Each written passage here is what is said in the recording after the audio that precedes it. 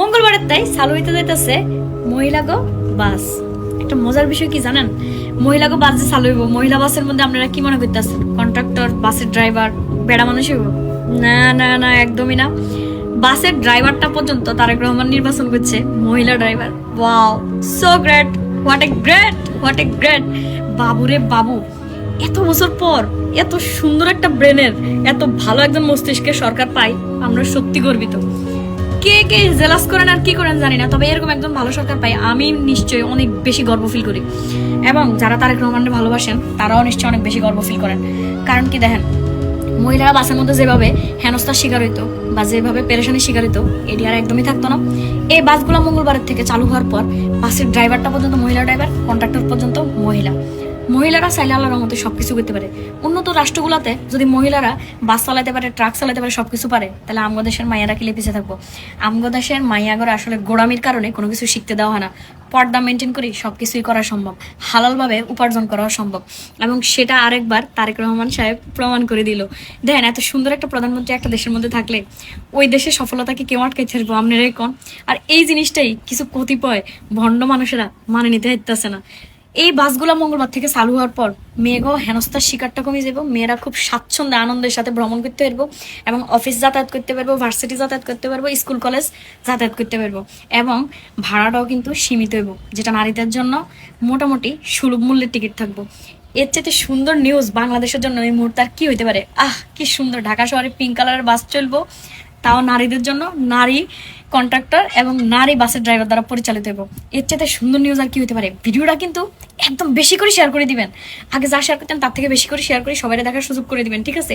আর ব্যাকে আমাদের বেশি করে দোয়া করবেন। ব্যাকে ভালো থাকবেন। আসসালামু আলাইকুম, আল্লাহ হাফিজ। প্রত্যেকটি মানুষ, প্রত্যেকটি শ্রেণীর প্রতিটি মানুষ তার মর্যাদা অনুযায়ী তার প্রাপ্য রাষ্ট্রের কাছ থেকে পাবে।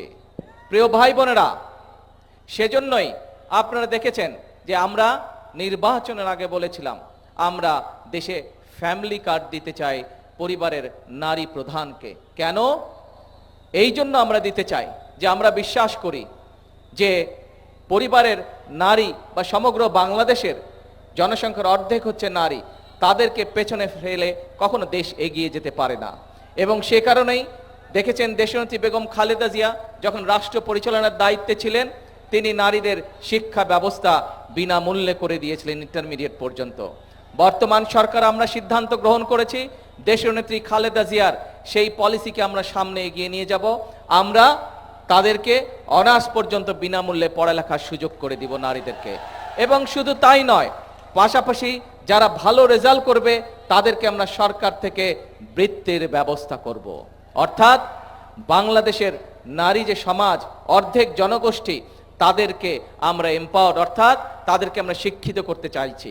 একই সাথে শুধু শিক্ষিত করলে হবে না, এই নারীদেরকে আত্মনির্ভরশীল করে গড়ে তুলতে হবে। সেটি গ্রামে থাকুক, ইউনিয়নে থাকুক, উপজেলা থাকুক, যেখানেই থাকুক না কেন, একজন নারী তাকে আত্মনির্ভরশীল হতে হবে। এবং সে কারণেই আমরা ফ্যামিলি কার্ডের পরিকল্পনা গ্রহণ করেছি। আমি এই যে আজকে আপনাদের সামনে কয়েকজন আমার হাত থেকে ফ্যামিলি কার্ড নিয়ে গেলেন, আমি তাদেরকে জিজ্ঞেস করলাম এই ফ্যামিলি কার্ডের অর্থ দিয়ে আপনি কি করবেন। সেই সকল মা বোনেরা আমাকে উত্তর দিয়েছে। কেউ বলেছে যে সন্তানদের লেখাপড়া যাতে সঠিকভাবে হয় এই টাকা তার জন্য খরচ করব।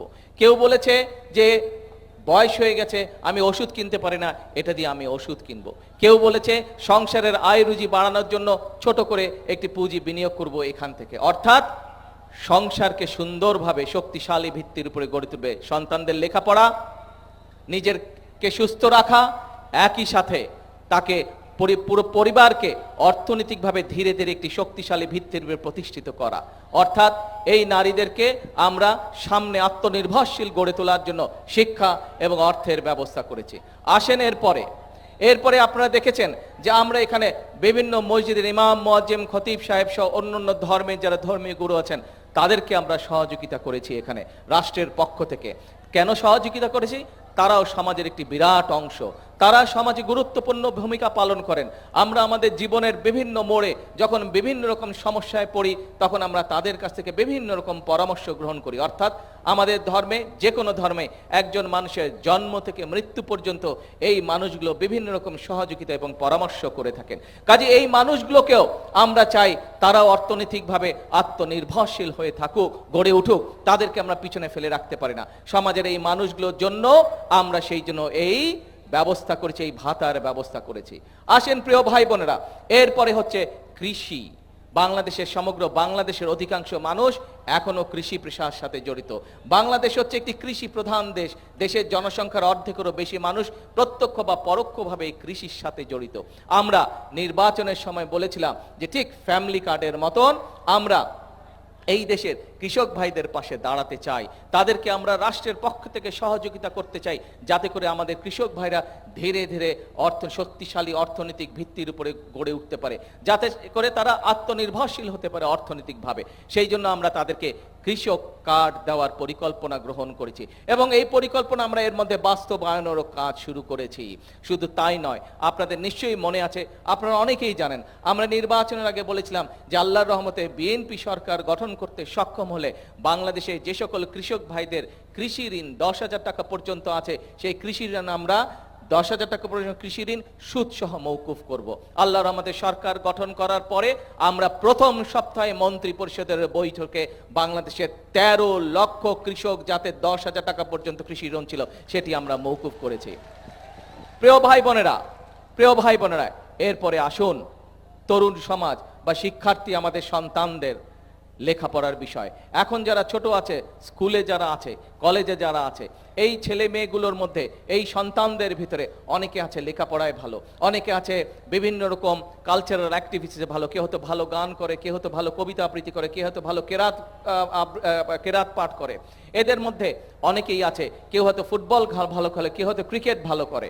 আমরা সেই জন্য কি করেছি, আমরা নতুন কুড়ি নামক যেই অনুষ্ঠানটি শহীদ রাষ্ট্রপতি জিয়াউর রহমান চালু করেছিলেন, সেই অনুষ্ঠানটি আবার চালু করা হয়েছে। এবং শুধু তাই নয়, আমাদের দেশের সন্তানদের মধ্যে থেকে প্রতিভাকে বের করে নিয়ে আসার জন্য আমরা এর পাশাপাশি কালচারাল অ্যাক্টিভিটিসের পাশাপাশি আমরা তাদের মধ্যে যারা ভালো খেলোয়াড় হতে পারে, ভবিষ্যতে খেলোয়াড় হতে পারে, অর্থাৎ ক্রীড়াকে শুধু ডাক্তার ইঞ্জিনিয়ার না, শুধু উকিল ব্যারিস্টার মোক্তার না, ক্রীড়াও যাতে একটা পেশা হতে পারে, সেই জন্য সেভাবে আমরা আমাদের ভবিষ্যৎ সন্তানদেরকে গড়ে তুলছি। সেই জন্য আমরা নতুন করে ক্রীড়ার আয়োজন করেছি। আপনারা দেখেছেন কয়েকদিন আগে প্রাইমারি স্কুলের প্রায় 22 লক্ষ, সারা বাংলাদেশে 22 লক্ষ ছেলে মেয়ে ফুটবল খেলা প্রতিযোগিতায় অংশগ্রহণ করেছিল। প্রিয় ভাই বোনেরা, সন্তানদের লেখাপড়া করার জন্য আমরা বলেছি তাদের পুরো সিলেবাস আমরা এমনভাবে তৈরি করতে চাইছি, যেই সিলেবাস তৈরি করলে একটা ছেলে যখন, একটা মেয়ে যখন ক্লাস 1-এ ভর্তি হবে এবং ক্লাস 12 ইন্টারমিডিয়েট পড়া শেষ করবে, তখন যাতে সে আত্মনির্ভরশীল হতে পারে। শুধু পড়ালেখা না, পড়ালেখার পাশাপাশি পড়ালেখা যখন শিখবে, যেমন শিখবে সে, ঠিক একইভাবে সে বিদেশি 2টা ভাষায় কথা বলতে